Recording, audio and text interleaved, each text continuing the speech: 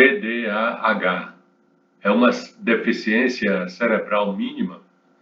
Freud explica. Vamos ver agora a história de J. Nolasco, é o Fritz falando, número 2. TDAH é uma deficiência. Então, hein? Se existe ou não existe, bom, aí é aquela situação que a gente já comentou antes do psicólogo ter a opinião pessoal e ter a opinião enquanto profissional. Um profissional da área de saúde tem, evidentemente, o direito de ter suas opiniões pessoais. Enquanto ele estiver trabalhando, ele não pode, muitas vezes, manifestar. A mesma coisa acontece com time de futebol, religião, opção religiosa, ideologias. Não pode chegar a atender, a perguntar à pessoa no consultório: você torce para qual time? Né? Você votou em quem? Qual é a sua religião? Isso não existe. Então, a questão do TDAH é polêmico. É claro que existe o TDAH e existe a deficiência cerebral mínima, que a gente vai tratar nesse vídeo aqui. Então, a minha opinião pessoal é de que eu não devo dizer qual é a minha opinião pessoal. Isso não vem ao caso, isso é fora o íntimo. Tá certo? Então, vamos tratar aqui do objetivo desse livro. É conversar sobre o TDAH e a DCM, principalmente na visão da psicanálise. Claro que existem outras interpretações. Se o transtorno do déficit de atenção e hiperatividade é uma disfunção cerebral mínima, se são a mesma doença, qual delas é a mais antiga, mais prejudicial, mais difícil de ser tratada, como a psicanálise pode ser utilizada para reverter a situação e, principalmente, quais condutas são apropriadas para o tratamento de ambas. São questões que vamos tratar aqui. Todo livrinho tem a eficácia da terapia, que é uma ideia para que a pessoa tenha uma noção de quando ele precisa de psicoterapia e quando ele pode andar sozinho, se afastar, é claro, na minha opinião. E também todo livrinho tem a etimologia do título, quando vem explicando para evitar aquele fenômeno muito comum, que é a pessoa ter o seu próprio idioma e dizer, para mim isso significa aquilo, né? Já que não é comum, hein? Já que não é comum, muitas vezes a pessoa saber o significado da palavra e fica usando muitas vezes porque foi como ela entendeu. Então, todo livrinho tem aqui a explicação do que é que significa cada coisa. Deixa eu mudar aqui. Então, TDAH é uma deficiência cerebral mínima, Freud explica. Fritz falando número 2. Vamos começar com a DCM, a deficiência, disfunção, né? Deficiência não, disfunção cerebral mínima. Bom, é um livro de ficção, então é uma situação criada por mim. J. Nolasco é um personagem que eu crio para poder mostrar os bastidores da psicoterapia, tá bom? Então a sessão começou desse jeito. Não consegui me acalmar para perceber como manter o controle da situação. O rapaz iniciou sua fala dizendo que queria ter certeza do que pesquisou na internet e que precisava de paz, muita paz, e caberia a mim garantir isso. Ele era super inquieto e havia crescido numa família cheia de gente nervosa que se esguelavam todos os dias durante o almoço. Então, como ele chamava, o povo tinha a doença da inquietação, nas palavras dele, né? Tá. Então, posso começar? Posso começar pela DCM? Ele falando. Inclusive falando com uma velocidade vezes 2, né? Bem. Fui criado com a história de ser hiperativo. Pelo que vejo, minha família toda é assim. Vai perguntar alguma coisa? Daí em diante, isso é típico do TDAH, né, de viver correndo. Daí em diante, ele falou em discurso longo, detalhista, categórico, enfadonho e principalmente rápido. Difícil acompanhar, mas vou resumir as falas dele para que você possa continuar lendo. A disfunção cerebral mínima é um quadro leve de disfunção cerebral ou deficiência cerebral descrita pela primeira vez em 1843 pelo ortopedista inglês William John Littrow. Não sei se é assim que traduziu em inglês, né? Lá, essas coisas todas. É um transtorno neurocomportamental cujo diagnóstico clínico apresenta 4 características. Veja bem: desordem de aprendizagem, dificuldade em controlar os impulsos, com hipercinesia, excesso de movimento, dificuldade em manter a atenção em atividades escolares, a concentração e dificuldade em controlar atividades motoras. Essas 4 características da disfunção cerebral mínima. A escola é o melhor lugar. Não é bem assim o melhor lugar, mas é um lugar fácil de identificar. Porque as crianças são impossíveis, não para de mexer nas coisas, levanta toda hora, não consegue se concentrar. Então, já chama atenção, né? Apresenta falta de controle emocional manifestada por irritabilidade, agressividade, mudanças inesperadas de humor, frustrações frequentes, se assustam com facilidade, mostrando conduta de pânico por motivos. Essa criança, ela é medrosa, ela, ela se assusta, ela se emociona fácil e tal. São incapazes de se concentrar em algum foco por muito tempo, perdendo o interesse quando a situação exige algum aprofundamento. E que? Exatamente. Elas não param quieta não. Tá? Tá aí o lembrete, né? Para não me esquecer, quem gosta de ler sobre psicologia, acessa lá o site www.fritztosh.com.br. Como detectar e tratar a DCM? A DCM pode ser detectada por exames neurológicos e psicológicos. O tratamento adequado para os casos de DCM consiste em acolher as falas contraditórias da criança e agir com firmeza atitudinal para manter rotinas bem estabelecidas. Isso aqui é muito importante. A criança DCM é muito medrosa e inquieta e ela vê nos pais o porto seguro. Então é preciso ter firmeza, não falar alto, não humilhar, não ser agressivo, mas ser firme. Como é firme? Manter aquela decisão que foi tomada, que foi conversada, e não arredar pé daquilo ali. Um detalhe importante se os pais forem firmes, isso diminui a inquietação da criança. Não quer dizer que desapareça.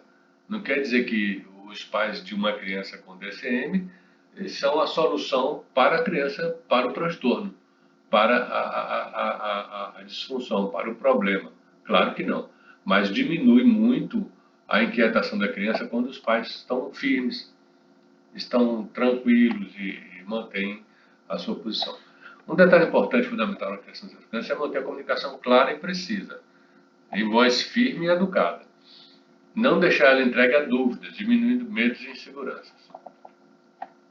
Não deve ser dada à criança DCM a possibilidade de algumas escolhas. Por exemplo, quando ou se vai tomar banho, nesse ou naquele momento. Combina o que vai ser e, por exemplo, eu vi outro dia na praia, o pequenininho não queria entrar no carro porque não queria tomar banho. Então, ele queria ficar na praia o tempo todo. Então, é preciso acolher. Dizer, olha, eu sei que você quer ficar na praia, a gente virá outro dia para a praia, mas agora a gente tem que ir. Então, você vai tomar banho. E a criança insistiu. Então, o que é que o pai e a mãe devem fazer? Continuar acolhendo e continuar não deixando que ele volte à praia. Não, você tem que tomar banho. Agora é hora de tomar banho para a gente ir para casa. Então, mas não confundir isso. Primeiro combino, depois eu cumpro. Não confundir com agressividade ou com humilhação, que é muito comum. Às vezes os pais ficam mais preocupados com a opinião de outras pessoas que estão ali assistindo, vendo, como se todo mundo estivesse olhando. E realmente pode ter gente olhando, tá? Então é agressivo com a criança, humilha a criança, fica falando coisas preocupados com a sua imagem. Então, deve deixar cada um achar o que quiser. O importante é seu filho, é a criança. Então, deve ser firme. Primeiro combina e depois cumpre. Isso. Se elas presenciarem os pais vacilando ou mudando a ordem a todo momento, elas se sentem no controle da situação. E isso causa muito problema. Então, a criança pequenininha é quem toma as decisões da hora de sair da praia, da hora de em qual mesa sentar no restaurante, qual brinquedo, que hora vai começar. Isso é muito ruim. Ela já é uma criança medrosa, inquieta, ansiosa, e você deixa que ela decida as coisas sem maturidade para isso, então não pode. Os pais devem decidir e devem acolher e manter a situação, não ficar mudando. Imagine aí, uma criança, aí eu pedi para Nolasco, que é o pesquisador da história, né? Você vai ver daqui a pouco, vai aparecer aí, ele gosta de nomes, de datas, etc. Então ele cria aqui uma ideia para explicar o que é necessário para uma criança TCM. Imagina uma pessoa cria pods e faz uma baia cercada para cada um. Assim cada bode tem sua baia. Aquela casinha, onde fica o quadradinho. E a cerca comum, para o bode comum, não vai servir para um bode DCM, porque ele vai insistir batendo na cerca até que quebre a cerca. Então a cerca dele tem que ser mais firme do que a dos outros. Por quê? Porque ele é DCM, ele é medroso, ele é ansioso, ele é inquieto, ele acha que vai acontecer alguma coisa com ele. Eu perguntei, eles super protegiam você, os pais, né? Perguntei para Nolasco. Sim, eles faziam isso e é o fim da picada. Muito bom o senhor perguntar. Super proteger é uma desgraça na vida de uma criança DCM. Aí ele vai explicar por que a superproteção estraga. Isso, eu queria fazer as coisas, minha mãe não deixava, porque eu não sabia fazer direito. Ela sempre me dizia que ia fazer para mim, porque eu era estabanado, eu quebrava as coisas, minha mão tremia, porque eu era inquieto e tal. E é ruim fazer isso. A criança deve ser estimulada a ela fazer as coisas dela do jeito dela, para que ela vá se aprimorando. Se a coordenação motora dela prejudicada, não há problema, ela vai aos poucos lidar com isso. Mas a mãe fazer tudo, o pai fazer tudo, não é um bom caminho. Como é prejudicada a sua coordenação motora, se faz necessária a escolha do que ela pode ou não pode fazer. Mas, por exemplo, evitar acidentes, né, etc.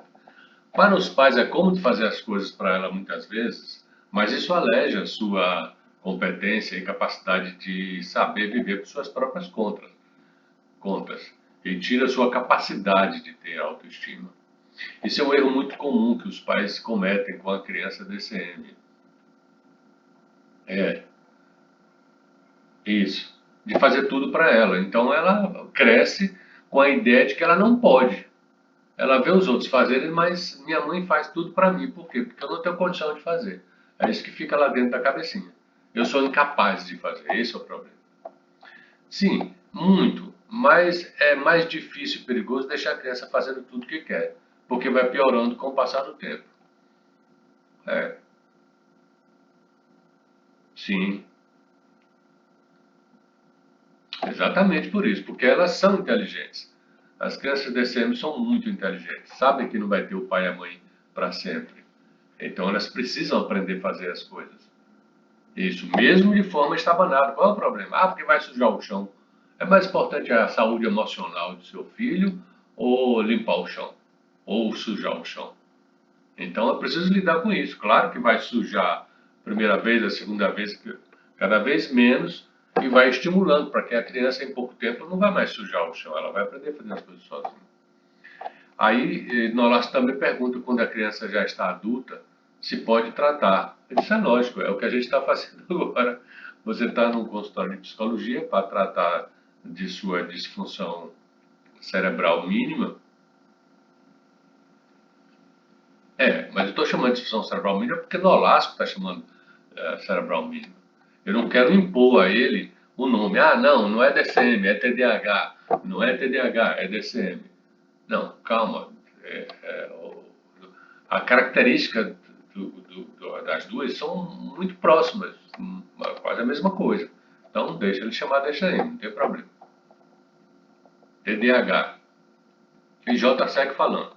A disfunção cerebral mínima, veja só o detalhe, ele é um pesquisador e traz, e eu tive aulas e aulas e aulas e aulas, claro que eu não vou repetir tudo, isso aqui é uma parte do livro, né, que tem 18 páginas, o livro acho que tem umas 60 páginas e tal, isso aqui é um pedaço, né, e ao mesmo tempo, para quem não vai comprar o livro, para quem não tem condições de comprar o livro, já aprende algumas coisas aqui, né? Então vamos lá. A disfunção cerebral mínima foi descrita em 1843, um século depois, em 1937, o psiquiatra americano Charles Bradley deu anfetaminas a crianças e notou uma significativa melhora na concentração delas. Em 1944, o químico italiano Panizon, de uma grande empresa farmacêutica, descobriu o metilfenidato, conseguindo diminuir a impulsividade aumentando a concentração. Em 1950, o remédio italiano foi lançado com o slogan... Peraí.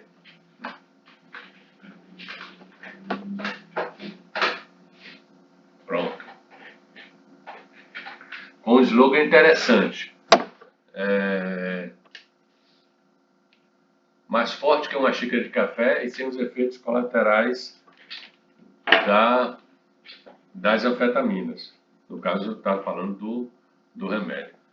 Aí eu falei, certo, em 1964, o psicólogo clínico americano Kate Connors resolveu testar a Ritalina em crianças com dificuldades de aprendizagem e outras disfunções, tendo excelentes resultados, chegando a apelidar o remédio de pílula da matemática. Aí eu perguntei, quando surgiu o TDAH? Foi em 1968. Olhe bem, a DSM foi descrita em 1843. O TDAH surgiu em 1968. O psiquiatra infantil americano Leon Eisberg criou o TDAH, uma disfunção neurocomportamental caracterizada por dificuldades como desatenção, impulsividade, inquietude, as mesmíssimas características da DCM. Sim, o Nolasco, ele estudou, ele sabia de coisas que eu não me lembrava mais, ou coisas que eu nem sabia. Isso. Bom, como detectar e tratar o TDAH? Repare que a gente viu aqui como detectar e tratar o DCM. Você vai ver que o TDAH segue o mesmo caminho. Isso. Não é importante essa discussão se é TDAH, se é DCM, se é disfunção, se é transtorno. O importante é a pessoa, é equilibrar a vida da pessoa. Isso. Então, como detectar e tratar o TDAH? Depois de J falar aleatoriamente por 1 hora, perguntou sobre o que eu achava do que ele perguntou na última sessão, se ele tinha TDAH ou DCM. Nesse caso acima, você, se recém, já sabe que devemos deixar o paciente esvaziar a necessidade de falar e falar. Provável seja para se preparar para entrar no assunto pesado dele, vamos dizer assim. Isso, Esse livrinho também, como eu comentei no outro, tem a intenção de apoiar, de colaborar com o psicólogo recém-formado, para que ele pegue algumas dicas, alguma ideia da minha experiência. Isso, que é para poder facilitar o trabalho dele. Eu atendo psicólogos recém que têm medo de ir para o consultório, têm medo de atender. Isso, exato. Então o livro é para dar esse apoio, né? Bom, foi o que eu respondi se J. Nolasco tem DCM ou TDAH. Acho que essa questão de você ter DCM ou TDAH é menor em relação ao tratamento. Não creio que o médico, aí ele interrompeu. Eu esperei um pouquinho, parei um pouquinho, ele falando do médico Leon, né, Eisenberg, que comentou O livro vai explicar melhor essa questão. E aí tem essa polêmica, porque o médico disse que o TDAH não existe, foi uma doença inventada. Então, não é bem assim não. Então, o livro vai explicar melhor. Mas eu quero dizer que, independente da opinião do médico, o foco é com o equilíbrio do paciente, tá certo? Podemos considerar a questão diagnóstica com bom senso e respeito, porque é importante saber o que está adoecendo. Mas lembrando que um diagnóstico precisa ter começo, meio e fim. É um processo importante de descoberta do que ocorre para definir o tratamento. Mas não deixar que ele engula a pessoa assumindo seu lugar. Ou seja, o diagnóstico é um processo que visa cuidar da pessoa e não é uma entidade, uma essência dentro da pessoa. Entendeu? E daí depois eu pergunto, e qual seria a diferença? Você tem um diagnóstico de DCM ou TDAH? O que você vai fazer com isso? Não é? Aproveito para deixar registrado o que acho a respeito para você que está lendo. Independentemente de opiniões e se há ou não o TDAH baseado na DCM, o importante é saber o que fazer com os portadores das dificuldades. Esse é o foco. Sejam quais sejam as intenções de quem descreveu, será o TDAH uma versão do DCM, levando em consideração que são transtornos neurocomportamentais com mesmas características? Bom, essa discussão acadêmica não é o propósito do livrinho aqui, e nem o propósito no consultório, na sessão. Isso, você não vai pegar a pessoa que tem o TDAH e vai ficar discutindo sobre a doença como se estivesse numa sala de aula na faculdade. Não, não é assim. Isso. A intenção é tratar dele, tá bom? Ó, leia books de psicologia, viu? Como acontece são os bastidores da psicoterapia. Acesse lá o site e você vai ter opções. Vamos falar agora dos remédios. Anfetaminas e metilfenidato. Hoje vou falar... Aí a J. Nolasco, né? Ele chegou e disse logo de cara. Às vezes nem bom dia ele dava, já ia sentando e entrando na questão. Hoje vou falar de remédios. Regularmente eu tomo remédio. Já tomei anfetamina e hoje só tomo metilfenidato. Mas não quero ficar tomando remédio, não. O senhor deve saber que as anfetaminas são drogas sintéticas, criadas na Alemanha em 1887 para estimular o sistema nervoso central, dando a sensação de paz e disposições significativas.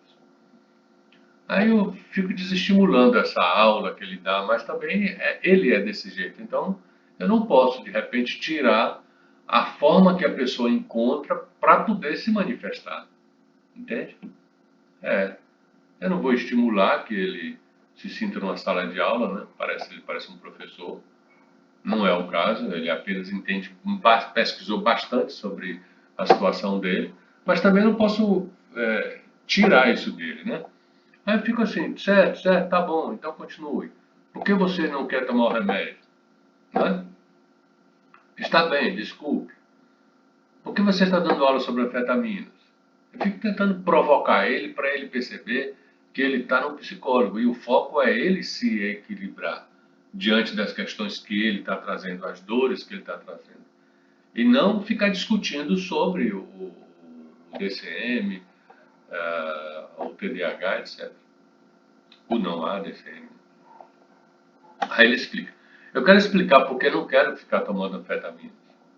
Eu pergunto, é outra provocação, que sempre eu faço, sobre a respeito de remédio. Prefere ficar entregue aos sintomas, feito peão, rodando, sabendo que vai parar, mas enquanto não, faz maluquices para se desculpar que tem transtorno? Isso é uma provocação que sempre eu faço para a pessoa que se recusa a tomar remédio. O remédio é útil em algum momento, não pode deixar a pessoa se batendo dentro dela porque é contra tomar o remédio. Isso. É preciso que haja administração, prescrição médica e acompanhamento médico. Exato. E não simplesmente, não quero tomar. Não, não é bem assim, não. Vou explicar calmamente por que não funciona usar anfetaminas para estimular quem já é estimulado. Isso é a opinião dele. Aí ele explica lá por que, que a anfetamina não resolveu o caso dele e por que, que ele não quer continuar tomando. Remédios para TDAH têm mecanismo de ação igual das anfetaminas e da cocaína, ou seja, são estimulantes do sistema nervoso central. Significa dizer que eles aumentam a concentração de dopamina. Isso aqui é uma coisa interessante, porque o TDAH, vamos chamar de TDAH, vamos esquecer um pouco desse M e chamar de TDAH, para não ficar parecendo que eu tenho uma preferência por uma outra situação. O TDAH, ele tem uma necessidade de dopamina muito grande, então ele precisa ficar ofertando dopamina para ele de forma muito intensa. Por isso é comum quem tem TDAH não parar de buscar. No caso do celular, é uma maravilha para quem tem TDAH, porque está o tempo todo só passando vídeo, e fica viciado, fica nomofóbico, né? Facilmente, Hein? Tá bom. Eu vou fazer de nomofobia. Um vídeo de nomofobia. Isso. Ainda não tá pronto, mas eu vou fazer. Então, ele tem a necessidade de ficar ofertando dopamina o tempo todo para ele. Tá certo? Se lembre que tratar desse assunto com a psiquiatria. Vamos parar por aqui hoje. Outra coisa, a questão volitiva. Exerce um importante papel a maneira como a pessoa com TDAH se sente e o que tem vontade de fazer com seu comportamento. É bom lembrar que o transtorno necessariamente não deve ter o poder de tomar decisões. As decisões de uma pessoa com TDAH cabem a ela. E é muito importante que nós, psicólogos, estimulemos isso. Os pais também. Eu tenho dificuldade de escolher a minha blusa. Com mais escolha, com dificuldade mesmo. Vai demorar um pouco mais. Tá bom, demore. Aí veste uma blusa, daqui a pouco não tá boa, velho, troca por outra. Tudo bem. Cada um deve ser estimulado a ser quem é, né? A fazer as coisas da maneira como consegue fazer as coisas. Então, eu acho perigoso aceitar diagnósticos relâmpagos. Hein? Isso aqui é uma questão do, voltando um pouco, né? A questão do diagnóstico como sendo algo que determine, meu filho tem isso, meu filho tem aquilo, meu filho tem aquilo. Bom, é importante tomar cuidado com isso, é o que eu estou tratando aqui. Acho perigoso aceitar diagnósticos relâmpagos, seja de quem for. Não importa. Porque foi o médico que disse. Sim. E daí? Foi o psicólogo que disse. Sim. E daí? Os pais devem ter bom senso, né? Bom senso para escolher uma pessoa de confiança, se não confia. E bom senso para também ler um pouco, saber um pouco, né? E lembrando, o diagnóstico não é uma entidade. O diagnóstico é para dar um guia de conduta para o profissional e para os pais. O importante é o equilíbrio da pessoa, não o diagnóstico. Não ficar carimbando a pessoa, tá certo? Acho perigoso aceitar diagnósticos relâmpagos, seja quem for. Igualmente perigoso é achar que tais situações são simples, que ocorrem só por causa disso ou daquilo, que remédio resolve tudo. Também não é assim. Dá um remédio e a criança vai ficar legal. Opa, não é bem assim não. Claro que é muito mais fácil, né? Isso é uma questão já antiga de psicologia. Muita gente gostaria de tomar o remedinho e pronto, resolver o problema, do que encarar a si mesmo. Isso é igual a reclamação, né? Eu reclamo muito das coisas porque, enquanto isso, eu não olho para mim.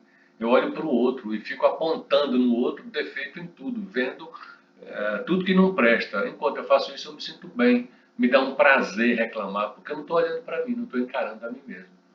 Não é isso? Então eu estou terceirizando o meu problema. Mas vamos voltar para cá. Depois a gente cuida dessa parte aí. Devemos ter cautela e muito cuidado em procurar profissionais de saúde para fazer diagnóstico. É preciso que o diagnóstico seja criterioso, multifacetado, feito através de avaliações multidisciplinares. Sim, é preciso acompanhamento profissional e familiar para o estabelecimento gradativo de alterações comportamentais em conjunto equilibrado com os campos psicológico, emocional, orgânico, mental, etc. O que eu quero dizer com isso é que o TDAH não é uma questão isolada, única. Tomou remédio, ficou bom. Foi para o psicólogo, ficou bom. Foi no psiquiatra, ficou bom. Não é assim. É preciso ter uma visão ampla e, se for o caso, procurar outros profissionais. E isso é muito facilitado. Sim, sim, procurar outros profissionais para que oriente também. Isso. Ter uma proximidade com a escola. Muito bem. TDAH e psicanálise. Aí lá vem Nolasco de novo com sua aula. Né? Em 1896, o médico austríaco Sigmund Freud, em sua teoria psicanalítica, considera três estruturas das quais as pessoas podem estar enquadradas: neurótico, perverso e psicótico. Aí ele diz que ele é neurótico, ele mesmo se classifica, ele é neurótico. E explica por quê, porque ele não é perverso e porque ele não é psicótico, tá bom? Aí a gente, né, pode continuar, você não fica aquilo que eu falei, você não fica estimulando nem também tirando essa característica, porque J. Nolasco é desse jeito. Então, se eu cortar isso, passar uma faca tramontina, né, como se diz, eu vai comprometer a psicoterapia, vai prejudicar ele. Eu não vou fazer o meu trabalho e também ele não vai ser beneficiado pela psicoterapia.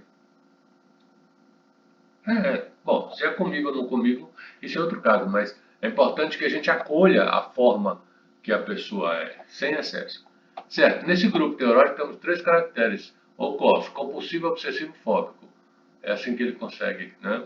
Aí depois, 30 anos depois, William Reich acrescentou outro caráter ao neurótico, o impulsivo. Aí, calma, doutor, termino já. Eu falei, eu não estou com pressa. Ele falou, tá bom, e esse cantinho de boca virado para cima? Isso é bom. Os psicólogos se recém, cuidado. Cantinho de boca contraído para cima ou para baixo. O primeiro sugere impaciência, pressa, crítica, e o segundo, soberba. Então é bom tomar cuidado, porque às vezes a gente faz o gesto no rosto e não percebe isso. E a pessoa lá do outro lado percebe, então ela se sente pressionada. O compulsivo fica preso no comportamento, o obsessivo no pensamento, o fóbico no medo de certos objetos ou animais. E o impulsivo faz deflexão dos estímulos que podem causar angústia.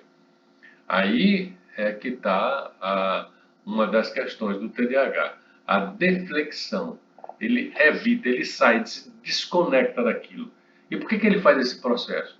É o que a psicanálise vem explicar. Porque dói aquele processo. Porque aprofundar dói. Ele volta para uma parte da infância que lhe doeu muito. O livro vai explicar bem melhor. Claro, aqui eu estou pincelando. Me considero compulsivo e impulsivo. J. Nolasco de novo. Então a causa do meu TDAH pode estar na causa de minha compulsividade e impulsividade. É isso? Sou meu próprio psicólogo agora, mas quero que o senhor me explique. Aí eu expliquei. A origem desse problema pode estar no processo angustiante que a criança sofreu em sua primeira ou segunda infância. Aí ele pergunta, daí a deflexão do impulsivo? Isso mesmo. A criança se desconcentra diante da seriedade. Aqui a gente vai explicar esse processo. Isso. Tá. Na teoria psicanalítica, a pessoa acaba fazendo do seu traço íntimo a sua personalidade, seja neurótica, perversa ou psicótica. A criança TDAH, quando adulta, amadurece a neurose impulsiva, no sentido de enxergar o aspecto interessante dos relacionamentos apenas no início. Porque com o tempo, quando naturalmente surge maturação da amizade, seguida de interação mais profunda, com possíveis pequenos conflitos, ela prefere se afastar e iniciar outro relacionamento. Isso é a deflexão. Isso. Tá. Também aqui eu tratei de outra questão, isso que Nolasco pediu, que é tratar a criança pequena e também os pais, ou o pai ou a mãe, ou os dois, melhor, né? Ou quem está mais perto, etc. No sentido de alterar seu tratamento em relação à criança, especialmente no sentido de promover condições dela crescer se enxergando como uma criança capaz. É muito comum o TDAH adulto entender ou achar ou manifestar que ele é incapaz, porque ele foi criado como uma criança incapaz. Ou seja, a mãe, o pai ou só a mãe, sei lá, fazia tudo pela criança. Aquilo que a gente já comentou aqui, né? Isso, então não dá para fazer tudo. No livro tem, inclusive, tem uma parte que eu chamo o Nolasco a descrever para o leitor como foi que ele conseguiu se equilibrar, né? Existe uma série de técnicas de fracionar isso, de fracionar as coisas. Exemplo, só um exemplo curto aqui, estudar. Ele sempre se queixava que não conseguia se concentrar em estudar. Qual é a solução que a gente apresentou para ele? Estudar períodos curtos. Se ele sabe que ele não consegue se concentrar por muito tempo, então ele estuda 15 minutos. Aí interrompe, vai beber uma água, vê um Reels no celular, marca, né? Porque senão ele entra no celular e ele não sai mais nunca, né? Então, marca. 5 minutos, aí fica vendo o Reels do assunto que gosta. Aí volta e estuda mais 15 minutos. Aí depois ele interrompe, estuda mais 15 minutos. Ele vai conseguir estudar assim. Vai aprender a fazer as coisas assim. Entrar em casa e esquecer a chave. Aprender a entrar em casa, só entra com a chave na mão e só solta na mão botando a chave no mesmo lugar. Isso ele tem que forçar, ele vai se habituar a fazer isso. Porque senão o TDAH é danado para deixar a chave lá de fora e tal. É, é. Isso. Tá bom. Olha, quem quer ler e-book de psicologia, ver o make-off da psicoterapia, acessa www.fritzrocha.com.br e vai encontrar lá várias opções. Aqui os outros livrinhos, o Adulto Não, Caso Não Caso, Traumas e Vícios, Educar e Criar. Agora eu estou terminando o Síndrome do Imperador, o próximo vai ser sobre ansiedade. Dá uma olhada lá no site que tem várias opções. Tá bom? Tá certo. Falou. Valeu. Tá. Obrigado. Tchau.